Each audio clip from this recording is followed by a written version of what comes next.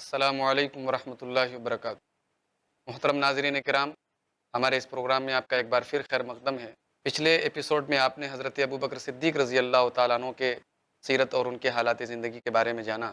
انشاءاللہ آج ہم حضرت عمر فاروق رضی اللہ تعالیٰ عنہ کی زندگی اور ان کے حالات زندگی کے بارے میں جانیں گے۔ حضرت عمر فاروق رضی اللہ تعالیٰ عنہ کا تعلق قبیلہ قریش کے مشہور خاندان بنو عدی بن کعب سے تھا۔ اللہ کے نبی صلی اللہ علیہ وسلم نے جب نبوت کا اعلان کیا تو قریش کے دیگر قبیلوں کے سرا حضرت عمر کا جو قبیلہ تھا، یہ لوگ بھی اسلام کے بہت مخالف تھے اور اللہ کے نبی صلی اللہ علیہ وسلم کو ستانے میں اور آپ کو تکلیف دینے میں کوئی کسر نہیں چھوڑتے تھے۔ حضرت عمر بھی اس وقت اسلام کے بہت کٹر دشمن تھے اور جو غریب اور کمزور مسلمان اسلام قبول کرتے تھے، حضرت عمر اس وقت ان کو بہت ستاتے اور تکلیف دیتے تھے۔ علامہ ابن سعد اپنی طبقات میں نقل کرتے ہیں کہ حضرت عمر کے قبیلے کا ایک حلیف قبیلہ تھا بنو معمل، ان کی ایک لونڈی تھی۔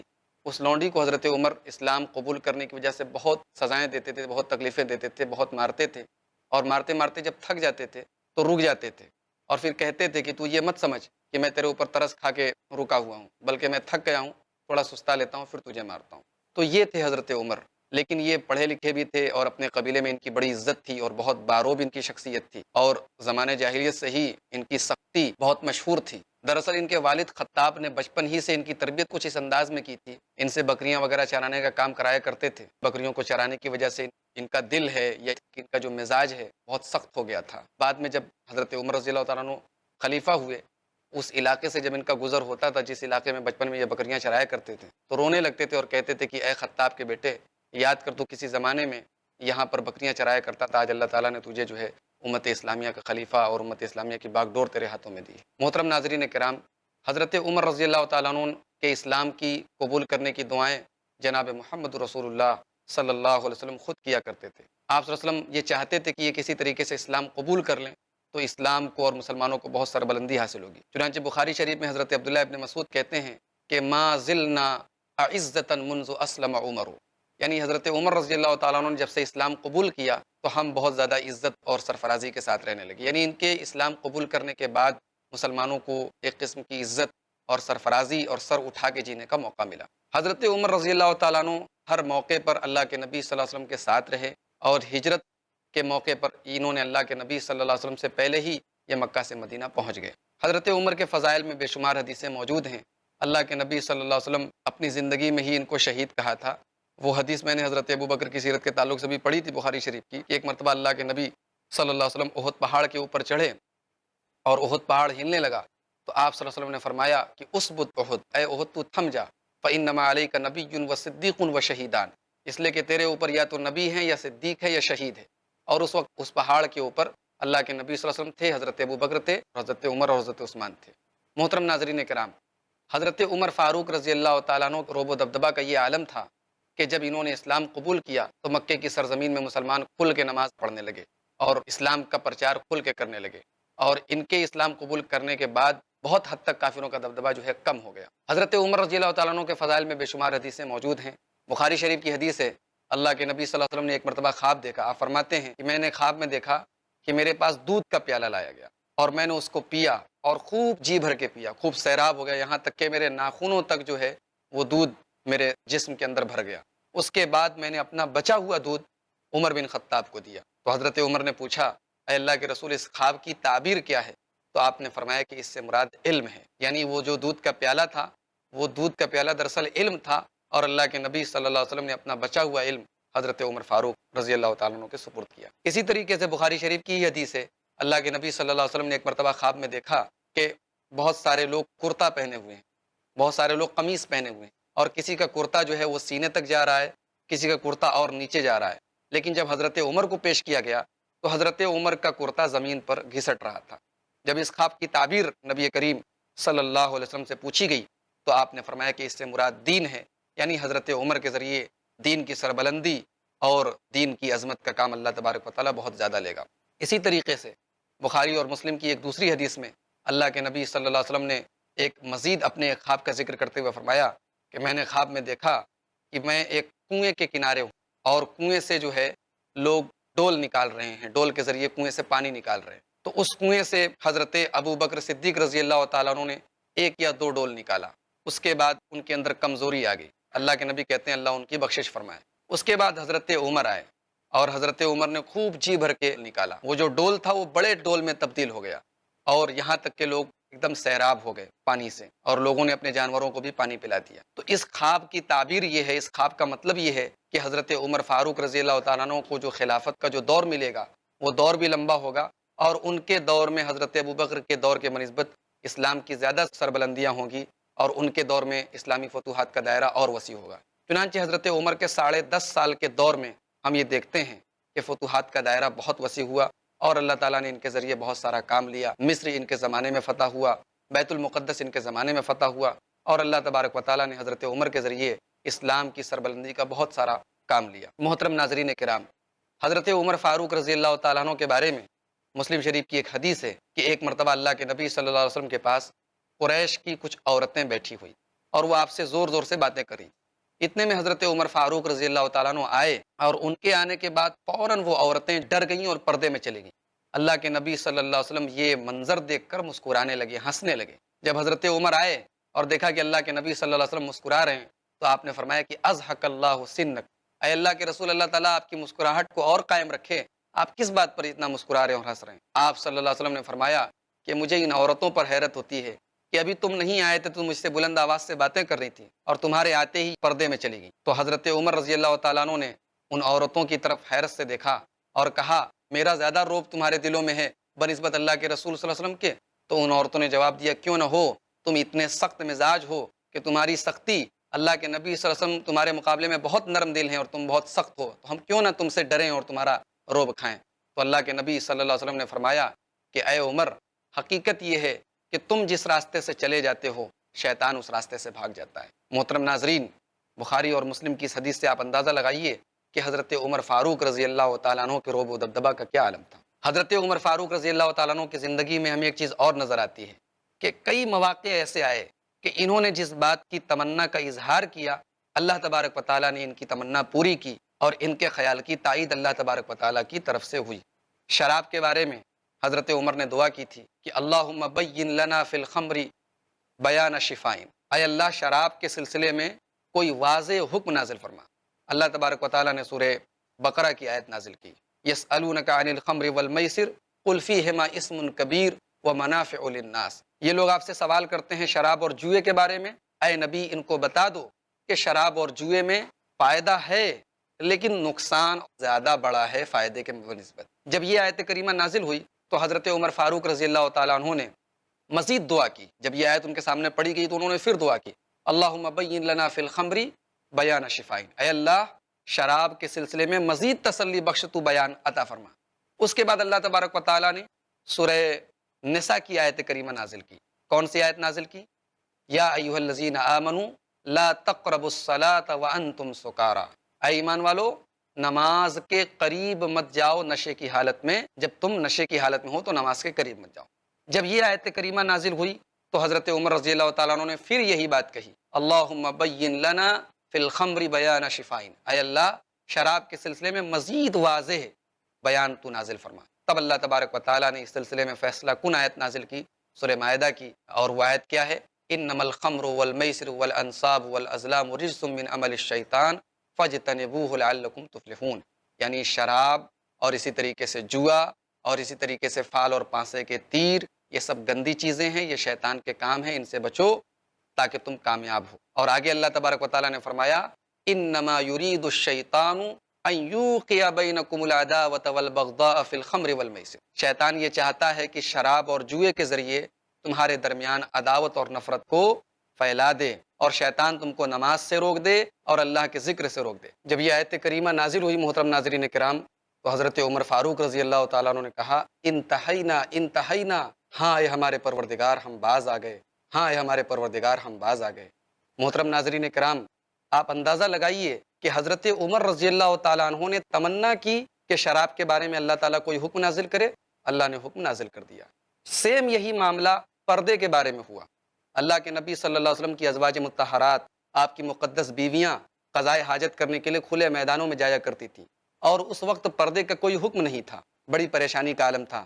حضرت عمر فاروق رضی اللہ تعالیٰ عنہ کی غیرت یہ بالکل پسند نہیں کرتی تھی کہ اللہ کے نبی صلی اللہ علیہ وسلم کی پاک بیویاں اس طریقے سے گھر سے نکلیں اور ان کو پردے کا حکم نہ ہو۔ ان کی دل کی یہ خواہش تھی کہ ان کے بارے میں پردے کا حکم نازل ہو جائے۔ چنانچہ ایک مرتبہ اللہ کے نبی صلی اللہ علیہ وسلم کی زوجہ محترمہ حضرت سودا ایک مرتبہ قضائے حاجت کرنے کے لیے گھر سے نکلی۔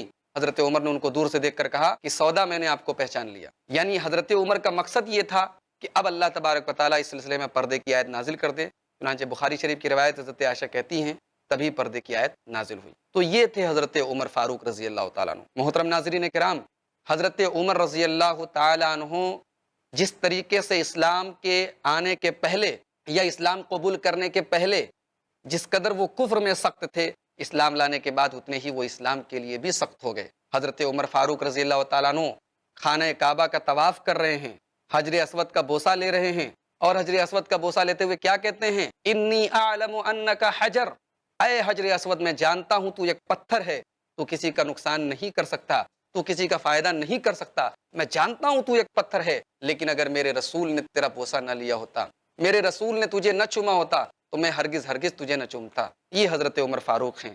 اسی طریقے سے اللہ کے نبی صلی اللہ علیہ وسلم نے مشرکین مکہ جس وقت مکے میں رہتے تھے، اس وقت ان کو دکھانے کے لیے اور اسلام کے غلبے کے اظہار کے لیے یہ حکم دیا تھا کہ شروعات کے 3 چکروں میں طواف کے رمل کیا جائے۔ رمل کا کیا مطلب ہوتا ہے؟ یعنی حاجی جو 7 چکر لگاتے ہیں خانہ کعبہ کے ارد گرد، اس میں شروعات کے 3 چکروں میں تھوڑا تیز دوڑے، کندھے ہلا ہلا کر، اس کو رمل بولتے ہیں۔ اللہ کے نبی صلی اللہ علیہ وسلم کی اس سنت کو حضرت عمر نے بھی اپنے دور میں جاری رکھا، لیکن طواف کرتے کرتے وہ کہتے ہیں ما لنا وللرمل، یعنی اب رمل کی کیا ضرورت ہے؟ اب تو اللہ تبارک و تعالیٰ نے مکے سے کافروں کو نکال دیا ہے، اب یہاں رمل کی کوئی ضرورت نہیں ہے۔ لیکن پھر اتباع سنت کا جذبہ دیکھیے، اللہ کے نبی صلی اللہ علیہ وسلم کی سنت پر عمل کرنے کا جذبہ دیکھیے۔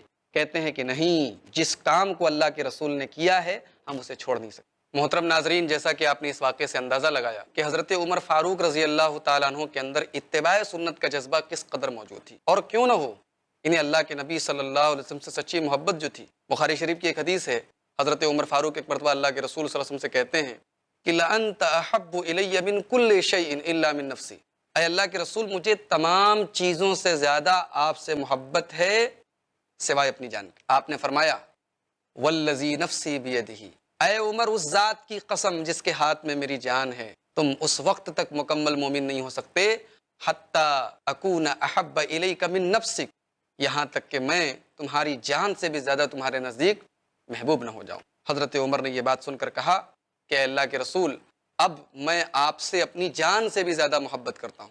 آپ نے فرمایا الآن یا عمر، اے عمر، اب جا کے تمہارا ایمان مکمل ہوا۔ محترم ناظرین کرام، آپ اندازہ لگائیے کہ حضرت عمر فاروق رضی اللہ تعالیٰ عنہ کو اللہ کے رسول صلی اللہ علیہ وسلم سے کیسی گہری محبت تھی، اور اس محبت کا نتیجہ تھا کہ اللہ کے رسول صلی اللہ علیہ وسلم کا جب بھی ذکر کیا جاتا تھا تو ساتھ میں حضرت ابو بکر کا اور حضرت عمر کا نام ضرور آتا تھا۔ صحابہ کرام کہتے تھے اللہ کے رسول آئے تو ساتھ میں کہتے تھے حضرت ابو بکر آئے، حضرت عمر آئے، اللہ کے رسول گئے، حضرت ابو بکر گئے، حضرت عمر گئے۔ یہ مقام تھا۔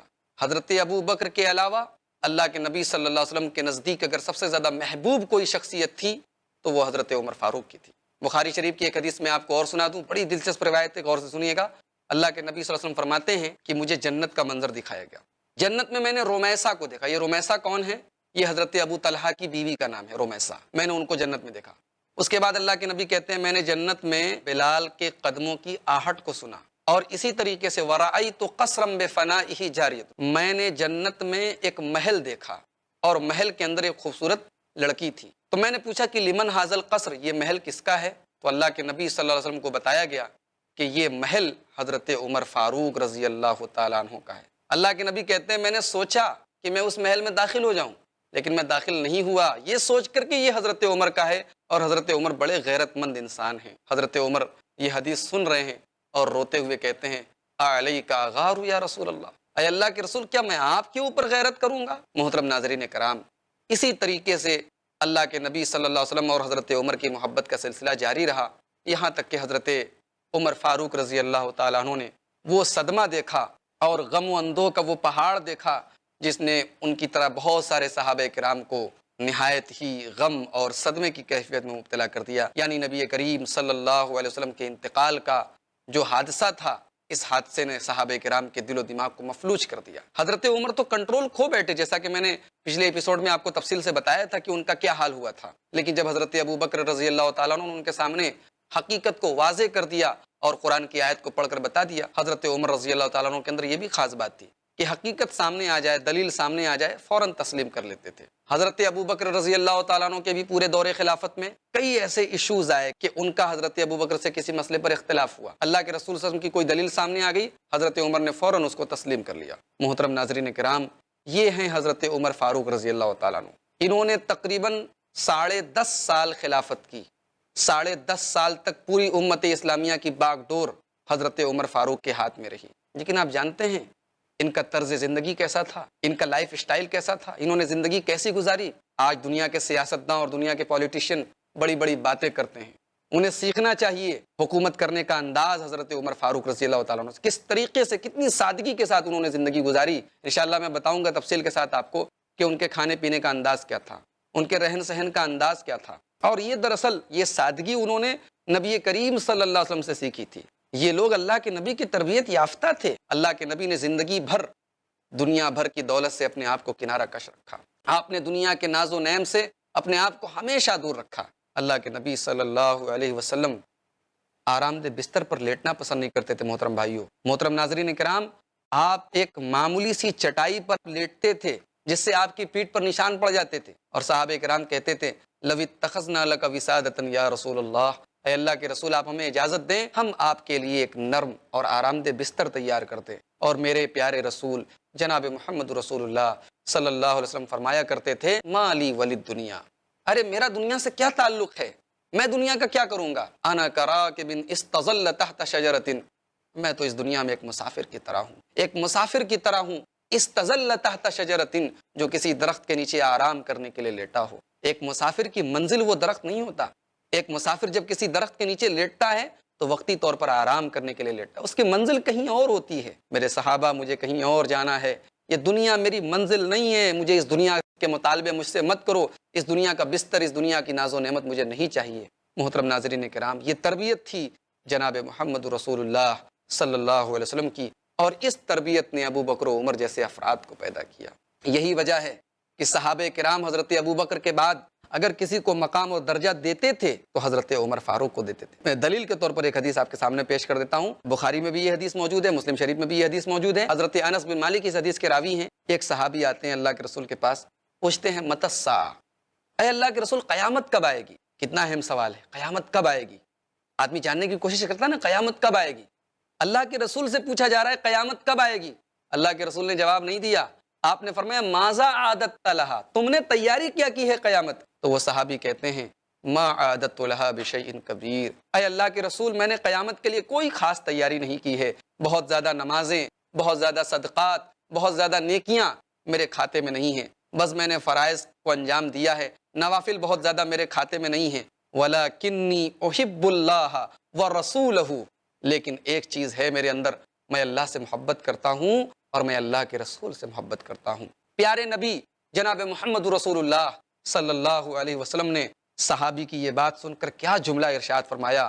محترم ناظرین، وہ جملہ ہم سب کے لیے بھی سکون کا باعث ہے۔ آپ نے فرمایا انت مع من احببت، اے میرے صحابی، اگر واقعی تم اللہ اور اس کے رسول سے محبت کرتے ہو تو یقیناً تم اللہ اور اس کے رسول کے ساتھ رہو گے۔ حضرت انس کہتے ہیں فما فرحنا بشیء، جو اللہ کے رسول صلی اللہ علیہ وسلم کی زبان مبارک سے یہ جملہ سن کر ہم کو خوشی ہوئی کہ انت مع من احببت، تم اس کے ساتھ رہو گے جس سے تم محبت کرتے ہو، اتنی خوشی ہمیں زندگی میں کبھی نہیں ہوئی۔ محترم ناظرین کرام، اس کے بعد حضرت انس کیا کہتے ہیں، وہ میں نے اس کے لیے اس واقعے کو پیش کیا۔ حضرت انس کہتے ہیں کہ اے لوگو سن لو، میں یعنی کہ انس بن مالک اللہ سے، اس کے رسول سے، ابو بکر سے اور عمر سے بہت محبت کرتا ہوں، وَأَرْجُو أَنْ أَكُونَ مَعَهُمْ، اور مجھے امید ہے کہ میں ان کے ساتھ رہوں گا، حالانکہ میرا عمل ان کے جیسا نہیں ہے، میرا عمل ابو بکر کے جیسا نہیں ہے، میرا عمل عمر کے جیسا نہیں ہے، لیکن مجھے امید ہے کہ میں ان کے ساتھ رہوں گا۔ جانتے ہیں یہ حدیث بھی امام بخاری نے حضرت عمر کے فضائل میں ذکر کی ہے۔ کیوں؟ کیونکہ اس میں اللہ کے رسول کے بعد حضرت ابو بکر کا اور حضرت ابو بکر کے بعد حضرت عمر کا نام آیا ہے۔ یہ تھا حضرت عمر کا مقام و مرتبہ صحابہ کرام کی نظروں میں کہ وہ جب اللہ کے رسول کا نام لیتے تھے تو بعد میں حضرت ابو بکر کا اور پھر فوراً حضرت عمر کا نام لیتے تھے۔ حضرت عمر رضی اللہ تعالیٰ عنہ نے جب خلافت سنبھالی حضرت ابو بکر کے انتقال کے بعد، تو اس کے بعد کیا ہوا، کن حالات میں انہوں نے خلافت سنبھالی، اور خلافت سنبھالنے کے بعد انہوں نے کیا خطبہ دیا، اور اس کے بعد انہوں نے 10.5 سال کیسے حکومت کی، اور ان کی حکومت کے کیا اہم واقعات ہیں، کون کون سی ایسی چیزیں ہیں جن کی انہوں نے شروعات کی۔ انشاءاللہ ہم ان سب چیزوں پر گفتگو کریں گے اگلے ایپیسوڈ میں، اور ہم بتائیں گے کہ کس طریقے سے حضرت عمر فاروق رضی اللہ تعالیٰ عنہ کو شہید کیا گیا، اور اس اسلام کے سورج کو کس طریقے سے بجھایا گیا۔ حضرت عمر رضی اللہ تعالیٰ عنہ کی زندگی 10.5 سال کا یہ خلافت کا جو دور ہے، یہ اسلامی تاریخ کا ایک نہایت ہی روشن اور تابناک دور ہے۔ انشاءاللہ آپ دیکھتے رہیے ہمارا یہ پروگرام۔ اگلے ایپیسوڈ میں ہم مزید اس پر روشنی ڈالیں گے، اور حضرت عمر کی زندگی کے ان گولڈن ایام اور ان کی زندگی کے ان سنہرے تابناک ایام کے بارے میں ہم آپ کو مزید جانکاری دیں گے۔ تب تک کے لیے ہمیں اجازت دیجیے۔ اللہ تبارک و تعالیٰ سے دعا ہے رب العالمین ہم سب کو اپنے نبی کے تمام صحابہ سے سچی محبت کرنے کی توفیق عطا فرمائے، اور ان صحابہ کرام کے نقش قدم پر ہمیں چلنے کی توفیق عطا فرمائے۔ والسلام علیکم ورحمۃ اللہ وبرکاتہ۔